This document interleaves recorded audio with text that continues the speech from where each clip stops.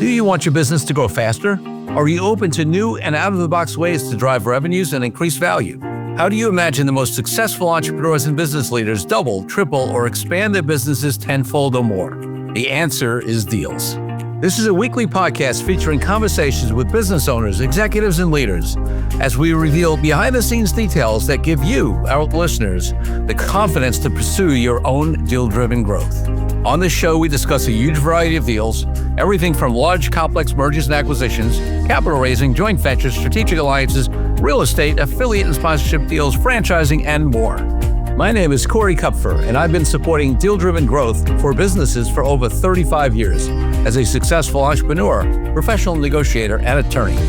My goal is to help you strategize, plan for, find, and complete deals that will help your company grow faster. Welcome to the Deal Quest podcast. Let's get started.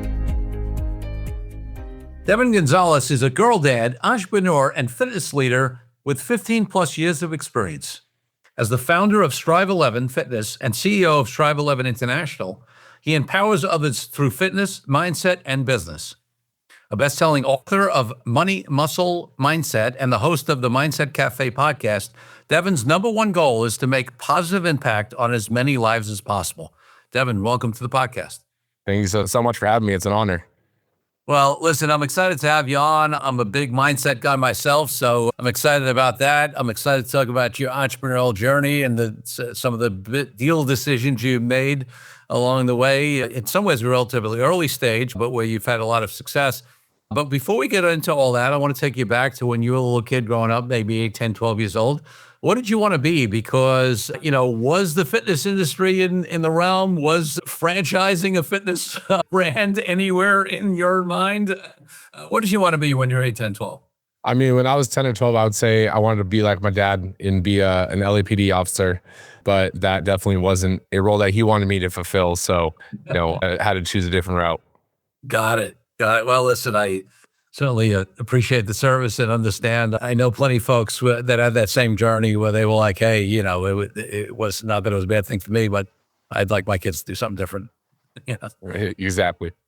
Got it. One other question looking back, what was your first deal of any type? It could be something when you were younger, or maybe it was your first franchise, or maybe something before that. You tell me. I mean, I think my first deal, in terms of selling, was selling my first personal training package. When I first left corporate and left, private training, started working for myself and selling a $1,000 or $2,000 personal training package, that was my first official, oh man, I could do this. I love it. Yeah. And and it's interesting because sales is often the first step in sort of deal making. And when we get over to the inorganic deal making side, which is really what this podcast is about, I'm always interested. And maybe why don't we just start here? Because you talk about mindset in your bio, and and I know a lot about anybody who's in the health and well-being field, right? Recognizes that mindset's. I think mindset's a huge part of anything, but certainly, anybody can give anybody a program, right? But if the mindset isn't right, but there is I always assert that there's a mindset shift. Obviously, and it's been talked about a lot, the mindset shift between an employee and an entrepreneur, which is right a journey that it sounds like you may have had. But then there's this additional mindset shift of being a deal maker. When I say deal maker, I'm moving away from the sales side over to the organic side. And I know, we had a little bit of discussion about this, although we don't spend too much time going deep on the pre-calls because I want it to be fresh. On when had you moved from, I'm going to go back to how you started the thing, but I want to talk about this mindset thing. Talk to me about the mindset journey of starting your own thing and then also saying, hey, wait, there's this other way to grow it that is this inorganic deal way to grow it, and maybe I should do that.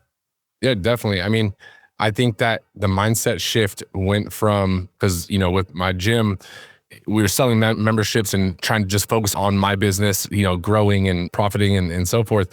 And then we launched the franchise aspect, and then it became a mindset shift of, okay, I'm not just trying to build a company, which is the franchisor company, that's profitable, but I need to make a deal that is also beneficial for the franchisee. And that's, really trying to view it, if I was the franchisee, what would make sense and what is a fair deal both ways. This is one of my things, is trying to make a deal that does work on both sides of the coin, where it's a win-win, because in every situation there is a win-win solution.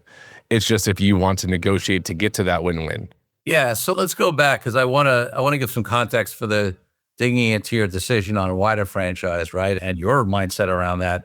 But before we go there, tell us a little bit about your journey prior to that. So, you mentioned you had a gym. Did you start working for somebody in the industry? What had you open your own space? Give us a little bit of the history. Yeah, definitely. So, I mean, I think I started off with a corporate, working in corporate gyms, and grew to be one of the busiest trainers. Basically left that to work for a private gym, helped build a personal training side of that whole business. And then through a disagreement with the owner and already kind of struggling that I wanted to do it by myself, that disagreement led me to kind of just take the jump and bet on myself. And then I launched a 6-figure personal training company, all in person, not online or anything like that. And then it was like, okay, now I'm still working 16 hours a day, making 6 figures, but it's like, I am the business. And my biggest thing in every avenue that I've experienced was I've helped launch national prep school for middle school kids that do basketball. And everything that I did, it was along the core value of having a positive impact on as many lives as I can. So if it didn't fit that core value, it just wasn't a deal for me, right? And so being my personal training company, I knew I had a threshold or a ceiling that I could only serve as many people as I had time. So the next natural progression for me was creating a gym, but I didn't want to just create something that is, copy and paste from every other model.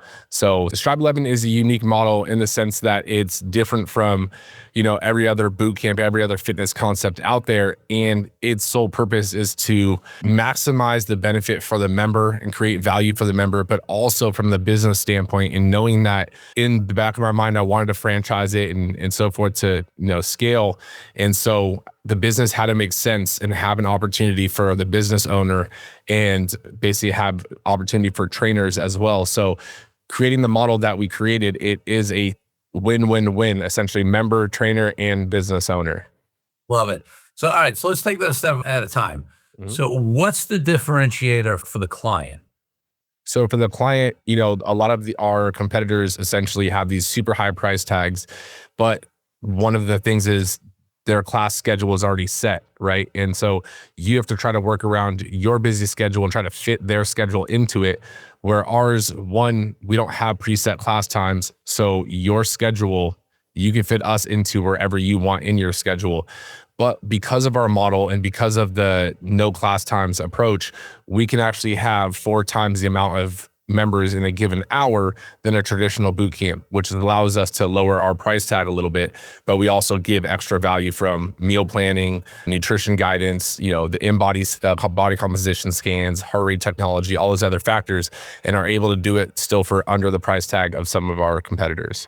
Okay. And then so it's interesting, something you said there as well is that you, even building your initial gym and building the model for that, you had it in mind that you wanted to build it in not just a win-win for you and your clients, right? But you already anticipated having it be a win for the trainers, right? As well. So talk to us about what that aspect of the win is for the trainers versus the competition. Definitely. So, I mean, coming from being on the trainer side and seeing what was done in the industry and what I liked and didn't like.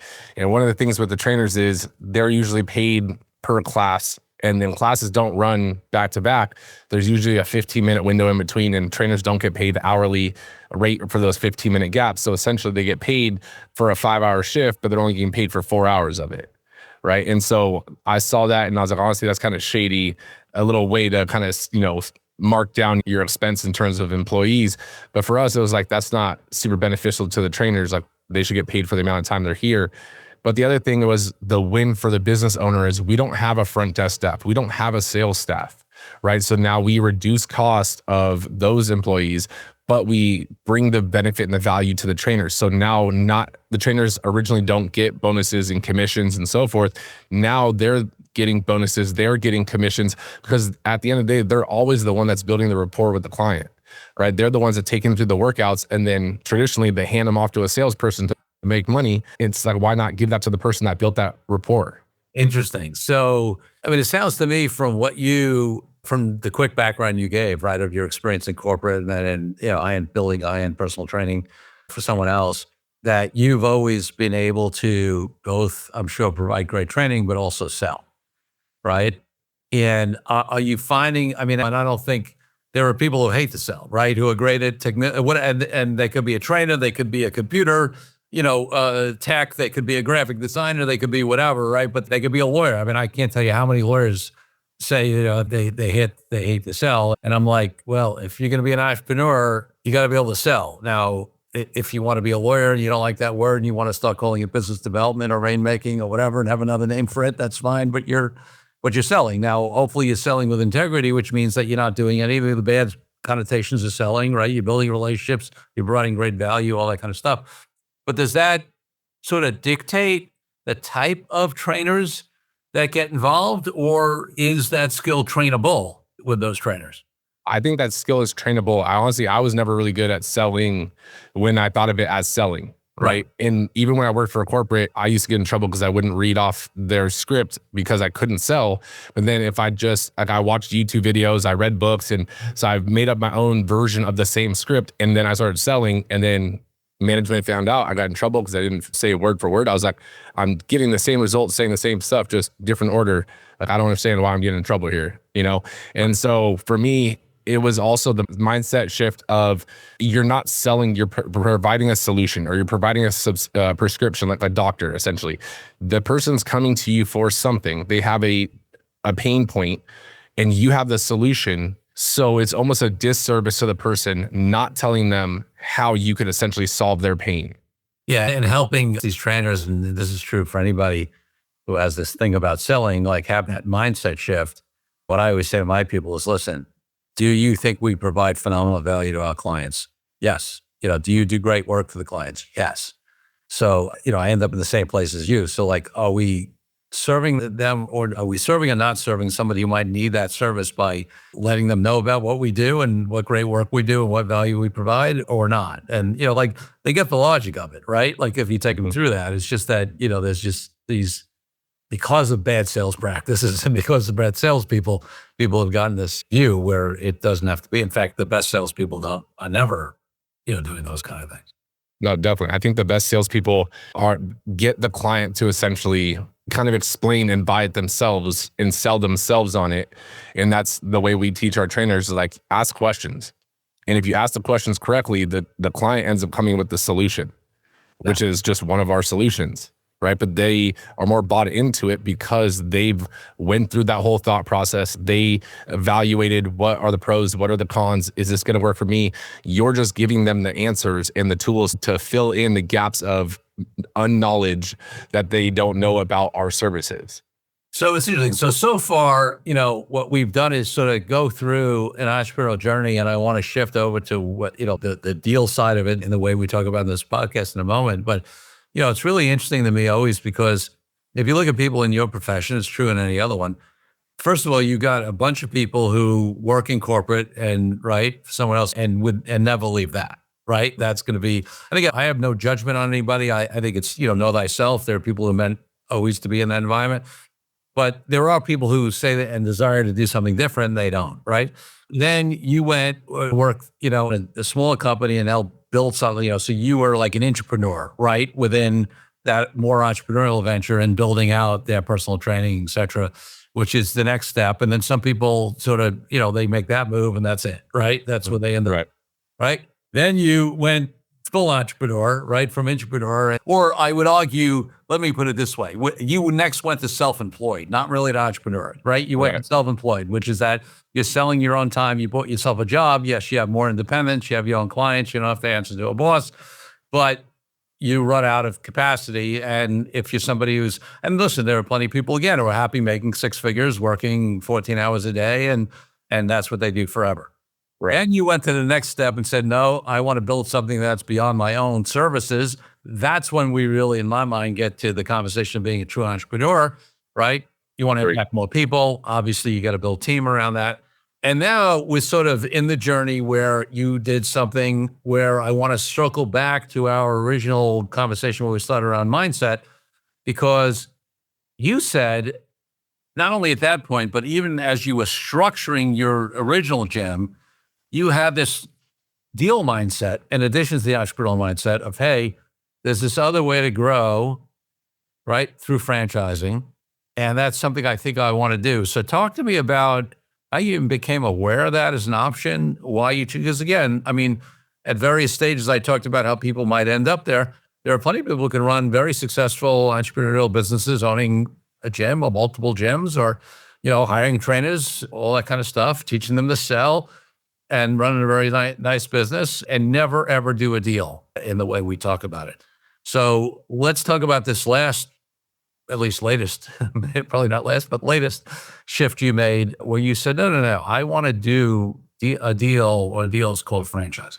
So, I mean, I think I first discovered it when I was working for, corporate gyms and so forth. And especially when I went into my personal training company and being a solopreneur, self-employed, as you said, it was like that next step. Before I had the concept for Strive 11, it was like, okay, exploring, I could open up a model. I don't know what I want to do, and exploring franchise models, right? And so I was even considering buying into a franchise. And then I started down the thought process of like, it's pretty interesting for the first person that decided to launch that, like, how many trainers open up gyms? It's a small pool. And then how many of those trainers actually scale the gym to, whether multiple locations or franchise, it's an even smaller pool of that. Yeah. And I was like, that's the journey I like, is like that upstream battle, like, against all odds kind of thing, just because I like setting those really big, audacious goals. But also I knew that, yes, and mind you, we still are building out our corporate side too. So building up our own locations and adding to our locations. We're not just franchising and be like, we're only going to have one and we'll just franchise the rest. Like, we're still adding more of our own locations as well. And it was like, we can impact more lives, not just by doing corporate and opening one here or one there. It's like, if we can do that and in parallel add additional franchise locations, how many more people's lives can we transform from a weight loss, muscle building standpoint, but also from a financial standpoint of the trainers and from the business owners. So it's like we get to have this ripple effect on their whole location just from the indirect, giving them basically the blueprint and being in their corner and giving them the guidance. So that was the mindset shift of like, okay, well, what do we want? Why are we really doing this? And having that understanding that we are trying to impact as many lives as we can, and franchising is going to be the way to do it, because otherwise we're also doing a disservice to other people that do want to open a gym and want something and want to be a part of this model. And we're just basically closing the door and saying, no, sorry, this is only for us. Love it. So let me go back a little bit. So you opened your own gym. Did you do that with your own capital? Did you have any partners? So definitely. So we do have, it's me and my business partner, and then we have a silent investor. And, that was an interesting deal in the beginning, I'll say. He's a seasoned entrepreneur and has multiple things going on. Basically, our deal was, he had an initial investment. We were giving him, X equity. And then all of a sudden the time came to start making payments to the contractors and so forth. And then it was like, we got a check for the exact payment for the contractor. And I took a step back and I was like, wait, that wasn't our original agreement. And you had just given me this whole speech on how you really valued handshake deals. But now I see why you did that handshake deal, and I didn't say anything vocally. I was like, okay, I don't want to play all my cards yet. And so I was like, are we treating this like a line of credit? Like, how is this playing out right now? And then he's like, yeah, we're going to treat it like a line of credit. I was like, okay, no problem. I'm not going to, because if we stick to my game plan, like, I have more cards in the future. And so before we launched the franchise, I had to have a sit down with him and my business partner. And my business partner already knew the game plan. I had already talked to him about it, but I let him know. I was like, hey, off of our initial agreement, we took X, to the penny. Your initial investment was supposed to be this. So you still technically owe us, almost half of what our agreement was. So we can go two routes of this. One, we can basically prorate your equity to match what you invested, or you can pay the rest of it in lump sum and continue keeping the same amount of equity. And so that was the first part of the deal. He was like, okay. He's like, I'll pay the rest of it. And yeah, and I was like, I get why you did it. I'm not upset. you've had other bad investments. You wanted to, reassure yourself and so forth. And he agreed. And I was like, okay, so the next part, because you did play that gray area move, I was like, I do want to let you know how the rest of this deal plays out. And it's not really an option because this is me just being a man of my word and giving you what I said I was going to give you. But there's going to be a caveat to it. So for the franchise company, he was supposed to have basically full equity of the franchise company as well. And I was like, we're actually going to do a shadow equity deal. And that's going to be tied directly to your physical equity in the one singular gym. I was like, that way, if you try to pull out or get bought out or anything like that, I was like, you cannot claim anything from the franchise. And I was like, or you can not take the deal and just keep the 10% of the gym. Either way, I'm giving this to you as just a benefit. And then he was like, okay, well, what if you get bought out or anything? I was like, I'm going to treat it like real equity. The only caveat is if you try to do anything on your end. And then I did also put in a no buyout clause, no force out clause, in that agreement beforehand, and let him know, and my business partner, I was like, look, even though there's different equity amounts, I was like, so everyone stays on the same page and, we don't have to cross that bridge in the future. There's a no force out clause. You can opt to get bought out, but you can't be forced out by the other two. And so everyone agreed, we signed, and boom, we're off to the races. It raises, I'm glad, that you shared that, because so many businesses, cut certain deals or take certain investments based upon where they are at that given stage, right? And what they need and whatever. And then obviously at times they can really turn out to be either a bad deal or just not a deal that's set up to properly grow, with the future growth of the company in a way that's fair, right? Right. And not everybody's willing to sit down and have those honest conversations and negotiate, what's right for everybody. And it sounds like it was for everybody going forward based upon the circumstances. What is it that, you presented that very confidently, right? Mm-hmm. Were you confident going into that negotiation? Are you confident negotiating generally? Did you get some training in that backup? Do you have advisors? Talk to me a little bit about that internal process. I was confident knowing that I had basically the pair of aces. Right. And it depending on how the first part of the conversation went, if he basically opted to do the prorated amount, then he got nothing from the franchise. Yeah. Right. So there was basically a two-part conversation. And so I'm a part of a business network, and I have, mentors and stuff. I'm huge on having mentors because my belief is that they've already walked that path. When I say mentor, I mean someone that's already been down that journey. I'm not by textbook definition. Someone read a book and now they're just a business coach and they've never had a business, but someone that's actually walked that journey, because that mentor is going to help you condense your timeline to success. Yeah. So I ran this deal past them and made sure my goal out of it was to be a win-win-win, right? I didn't want to cut him out or make him feel, discouraged. But I did let him know, I knew what you did. You played your hand well, but you didn't realize that I was still playing four or five moves ahead of you. Right. And so I'm still going to keep the same deal on the table, but we're going to put some protections in place because you decided to play that card. Love it. And talk to me a little bit about, whatever you're comfortable sharing in terms of, because the business partnership you have is also a deal, right? Mm-hmm. And in business partnerships, obviously we don't need any confidential information, but people play different roles. And I know from our initial conversation, you guys do play different roles in the business and certainly in the franchising side of it. So give us a little bit of color there and, some of the approaches you've taken in that business partnership. So he was actually one of my clients, and, I helped him get ready for a bodybuilding show, and we became good friends. And he was a physical therapy aide, and he started doing his own personal training thing after his bodybuilding show. I saw that, and I was about to go down this journey by myself. And in my head, I was like, this would be so much more fun to do with someone than do it alone. But I didn't have that doubt that I couldn't do it by myself. So I brought it to him and I was like, look, you're about to do this journey that I already gone. Why not? Let's just have you skip that step. And this is my vision. This is the program. I've already created the program. And so he bought in. I had to drop all my personal training clients to go all in. So did he. He had to quit his career to go all in. So I told him, I was like, look, even though I created the program, even though essentially what we figured out was I'm a visionary, he's an integrator, and that's just how we operate.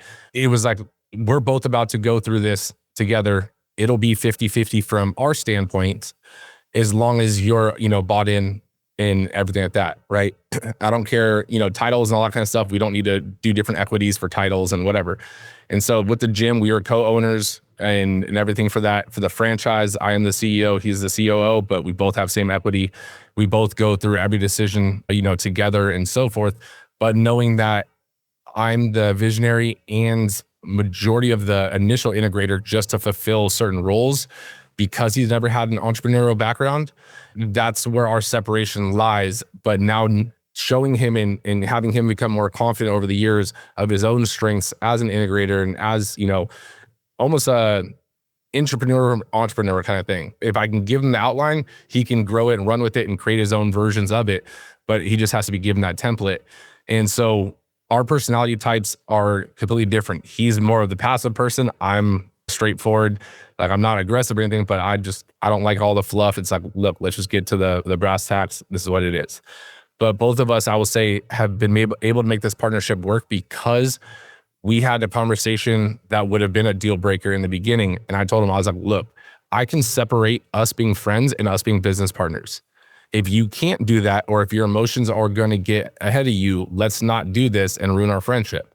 Because when we need to talk about business, it's all about business. I don't care. The friendship and all that stuff and brotherly love is not in the conversation.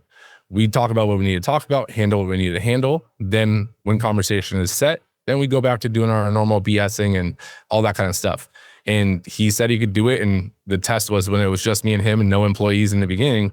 And us, I say us to make it sound better, but it was me getting frustrated because I was expecting a lot out of him and not ever being in the entrepreneur role. And that wasn't fair of me either, and having to realize that. So there was a lot of arguments and, one-sided arguments throughout that initial phase. But he and I were both able to sit down, hash it out real quick. And then right after the conversation, go back to normal friend conversations. But I love that. It's interesting because I feel like in business and in life, like there's wisdom out there and there's always a counter to that wisdom, right? So, some people will say, never do business with friends, never do business with family, right? And listen, there's every horror story out there of the business with friends and family going bad.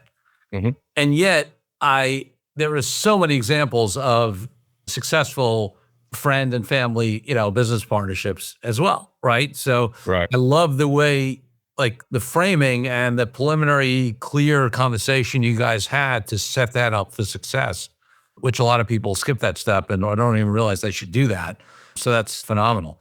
Okay, so now, all right, so we raised some capital, we dealt with an investor, we renegotiated that deal, we have a business partnership deal that works, interesting decision. I mean, a lot of people, some people default to 50-50, a lot of people wouldn't, especially visionaries.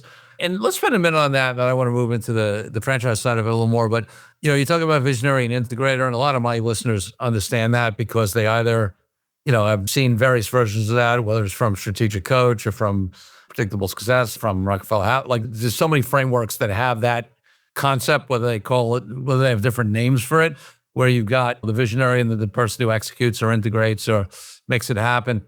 And I certainly am a visionary like you and would be nowhere without, because the last thing I want to do is, I joke, one of the people in my organization, Dawn, is one of those people who says, I come back with this new idea, of course, all the time. And she always asks me two questions. She's like, okay, hold on. I get it. We want to do that. First question, where does this fit in the other 12 priorities, you want done yesterday? Right? Because as a visionary, we want it all done and we want it all done yesterday, right? And if we're smart, we don't put that but that's our default, right? So she's great and she's willing to ask that question. Okay, good. Give her an answer. And then she's like, okay, and when did you say you want it done by? And then she's willing to say to me, okay, that's not a realistic time frame because you only understand 6 of the 27 steps it takes to get this done. Because of course, as a visionary, I don't know the other 21 of the 27 steps, right? Because that's what she does, or that's what my other integrated people do. So just to get a little context around that. But your decision to go, to say, hey, this person is so important to me, whether it's because of the friendship, whether it's because that recognition of the different roles now crucially are to go 50-50. Any last thing you want to say about sort of that business decision, that deal decision to go 50-50 before I jump on the franchise side? Yeah, definitely. I mean, I will say that yes, being the visionary or being the, the decision maker, because even though we're 50-50, like I saw, he came in while we were talking right now, and he saw that I was having a conversation, and he walked out, and I guarantee there's a question that he wants an answer to. So our dynamic is he won't just make a decision as much as I try to pressure him to, right? And so we just had that dynamic. But for me, it was that win-win solution. He's quitting his career to jump on board this vision.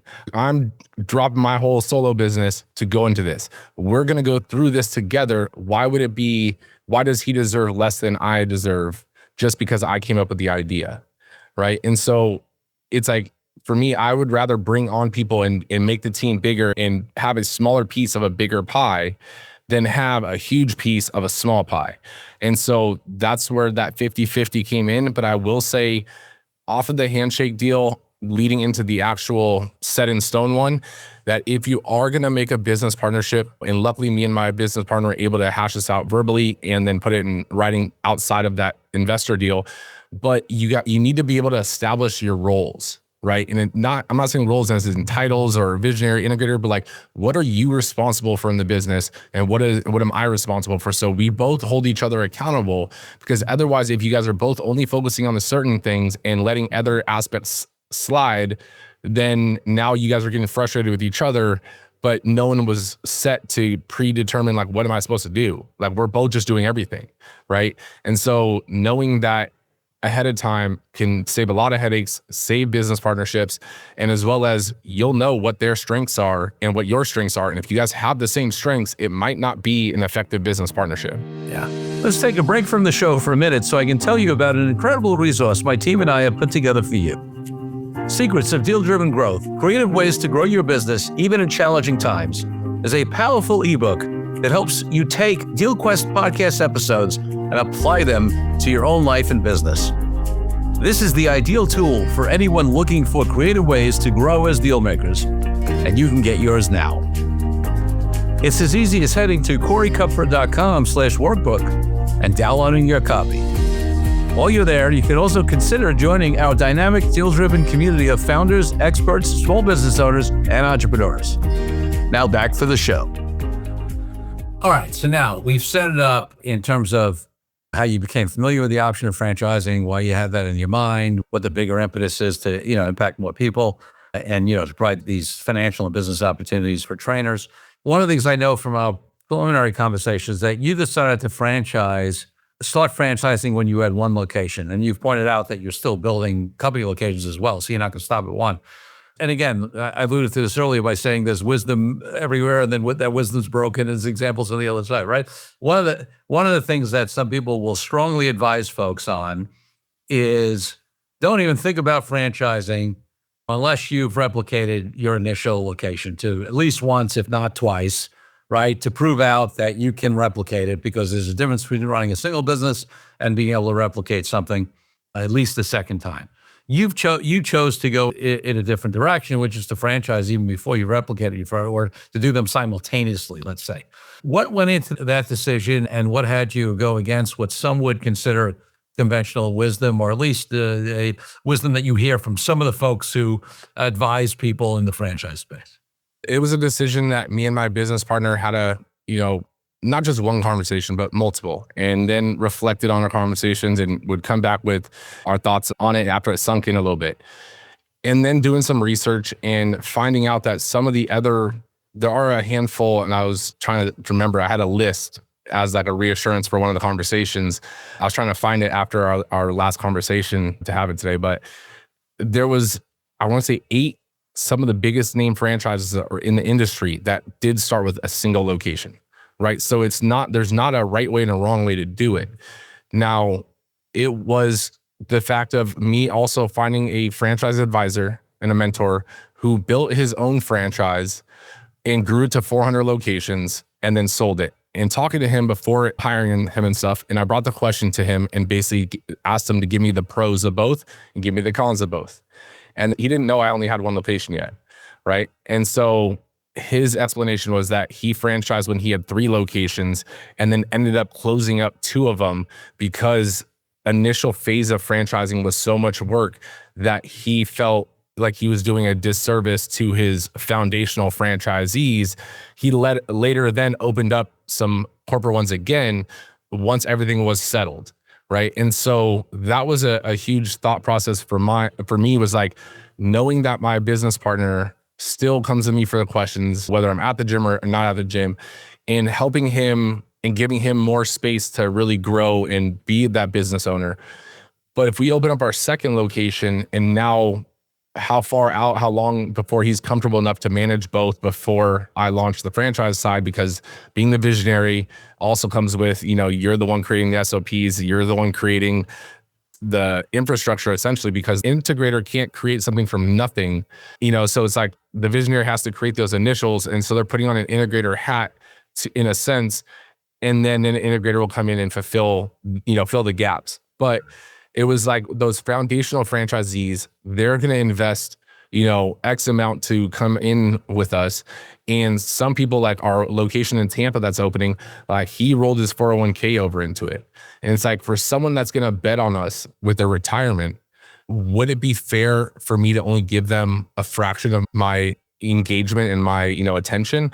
I just felt like that was a disservice to especially the first few people that were willing to go in on us being a newer franchise, because there's other gym franchises that have hundreds, if not thousands of locations.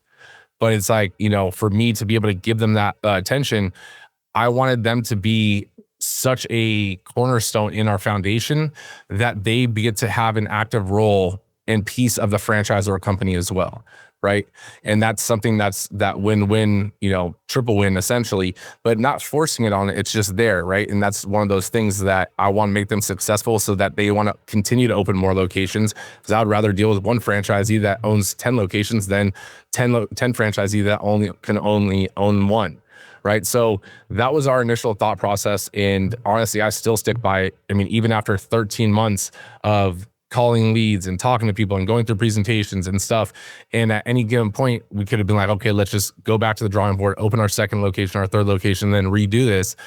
And it was like, no, like then I'll be doing what I didn't want to do and taking my attention away from those foundational franchisees, because that's going to be such a crucial part. And I've already been seeing it with the Tampa location, and we actually have 3 more that are coming on board, so my goal for this year is bringing on 10 new ones, and we're at 3 out of the 10.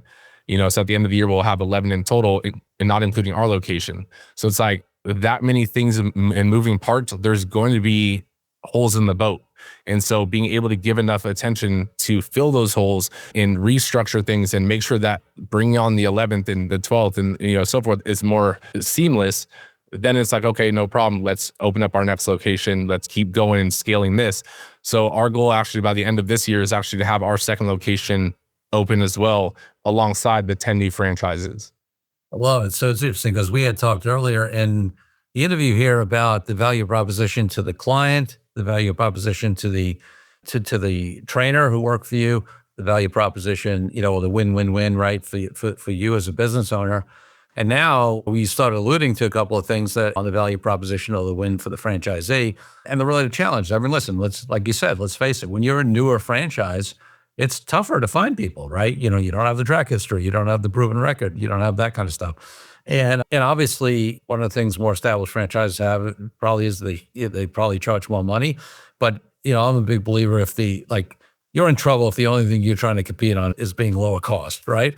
So you've said 2 things already in terms of value proposition. One you went into a little bit, one you just mentioned that I want to get into it.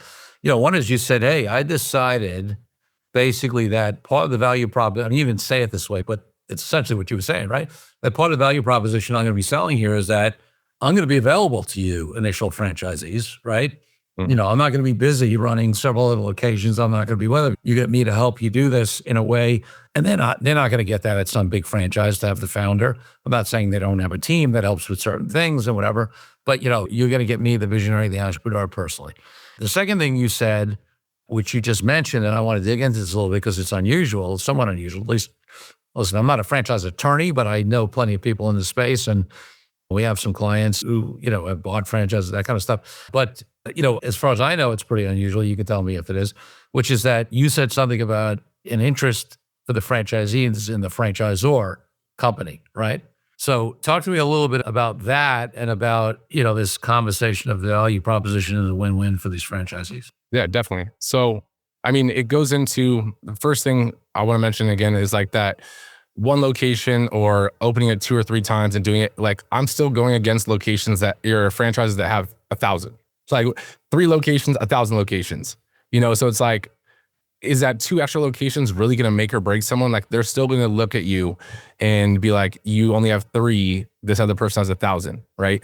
And so some people are really interested in getting on the ground floor, right? The Tampa and in Dallas and stuff like that. Like that was one of their huge buy-ins was they wanted to have an active role in terms of being able to make suggestions. And that's one of our policies is we do have open door, whether it is, location number 2 or location number 1,000. Like I can't be everywhere. I don't know every demographic and every trend that's hitting. So that open door suggestion policy goes all the way around. And if it's something that is of value, we'll make it optional for the franchise system. Like it won't be a requirement. It can be optional, right? I'm all for that. And so one of the things we're, again, not forcing it on franchisees for the initial ones is like our first 10 franchisees are going to be our foundational cornerstone, right? And once we actually hit 10 franchisees, we're actually putting a stop on all new franchises for at least 6 months so that we can make sure that everything is solid, there is no holes in the boat and so forth before we open the doors back up. And I know some other franchisors in other industries and they're just, running and going and growing. And that's awesome.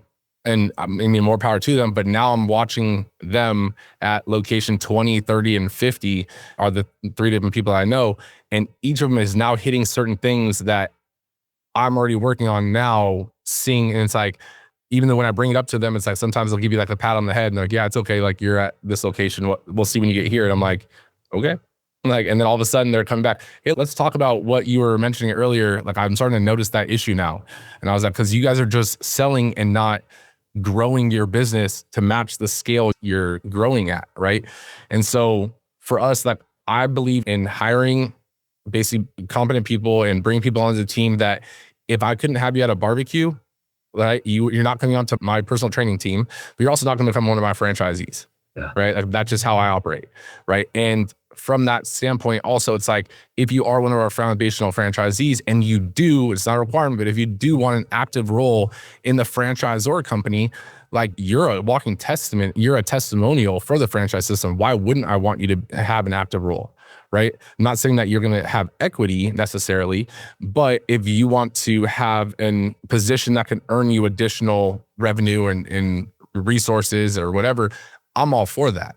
Right. But again, there's, as the franchise grows, different opportunities also open and not forcing someone into the same exact role. It's like someone else wants to just focus on this, by all means, then let's focus on that. You can be the head of that whole department for the franchise system and be paid accordingly or whatever the case may be. I love that. Yeah. I mean, so listen, it's interesting because there are different people, different tribes. And one of the things that sometimes people think about franchises is for that. And sometimes people say this in a derogatory way. I hate when people have judgment. I think the key is, some people should work for somebody for their entire lives, right? And there's nothing that's inherently better or worse than that. It's just to be, know thyself, right? And honor where you're at. So for some folks, they look at franchises as something for somebody who's not truly an entrepreneur, somebody who wants to have that entrepreneurial feel and has some entrepreneurial, but doesn't want to really take the risk, doesn't want to figure out, maybe they're not a visionary, they want to figure out, right? They want to plug into a system, right? And for a very established franchise system, that's part of the value proposition. There's a group of people out there that love that. But then you're right, there are these other people who maybe they didn't want to start something totally from scratch, but they have more entrepreneurial bones and they like the fact that they get to have a say and that they get to influence the model and they get to, be early and and of course, those kind of folks also, if they're successful, there's much more room for them to get additional franchises or buy a territory or whatever it is. Whereas in these, systems that have thousands already, there might not even be space, even if you happen to get a location, you might even not have much opportunity to expand, right? So, it's just a different personality. And then for them to, because you're earlier, to have that possibility of playing some role for additional some sort of additional comp or et cetera on the franchisor level. If they turn out to be the right people, that's exciting for the right people as well. All right, we're going to have this come to a close. Before I ask you my final two questions, anything else you just want to let the audience know about the journey, about the franchise, opportunity itself, about the business model, about the value proposition, anything? I mean, I'll say that, two things real quick is first, like there is no frown upon. I mean, even I was looking into a franchise system, right? I don't frown upon, and I don't know personally anyone that is a true entrepreneur that frowns upon franchisees. You are still an entrepreneur. You still have to make decisions on how to run your team, how to, do your marketing, all kinds of stuff. A franchisor essentially is that mentor, right? So if you're a business owner and not a franchisee and you hire a mentor, it's the same thing, right? That's all it is, right? You get to have a proven system and get a mentor along with it, but you still have to do all the legwork. You have to hire, you have to fire, you have to sell, you have to do everything in between. So you're still an entrepreneur. But those that don't want to become an entrepreneur or even a franchisee, realize that I don't think anyone is a true employee unless they've just settled. Everyone is an entrepreneur to a degree if you let yourself be. Every business owner wants someone that wants to make the business better, the company better, and is going above and beyond. And that's what an entrepreneur is, right? So there's only 3 real categories in life. But in terms of like the franchise system and so forth, right? If you are looking into franchising, whether it's with us or with other people, like make sure you guys ask questions, right? One of the caveats, when I said we're doing franchise differently is there's a franchise fee that's a one-time fee, right? And we're not the most expensive, but we're not the cheapest one out there. In between that, there's your royalties, right? Which everyone knows. And then there's this other one that people don't know about. And I always tell people when they come to the presentations, I tell them what our numbers are, and I tell them to ask whoever else they're going to interview, because people don't say this and it's in the fine print. But there's a marketing and technology fund fee, right? And sometimes it's a flat rate, like we have a flat rate, and sometimes it's a percent, right? So you may think the royalty is, let's say 7%, but then you didn't know that the marketing and technology is 2%. Now you're really at 9%, right? There's a newer fee that's been getting added in the last couple of years, which is the advertising fee, which is usually another 1%. Like we don't have that because I believe marketing and technology, marketing is advertising. Like why would I add another percent? So now all of a sudden that person that thought that was a 7% royalty is really paying 10%. Right. So make sure you guys ask questions and make sure you guys do your research and don't get blindsided by that information. Love it. So if people want to find out more about what you're doing over there, about the franchise opportunity or anything else, where do they go? They go to strive11fitness.com/franchise, and it's just spelled out STRIVE and then 11fitness.com. Love it. So folks, listen, if you're interested, check it out. I think, we don't make specific investment recommendations on this platform, but I've had fun talking to Devan, and I'm definitely curious about what he's building, and I'm definitely going to be following his journey.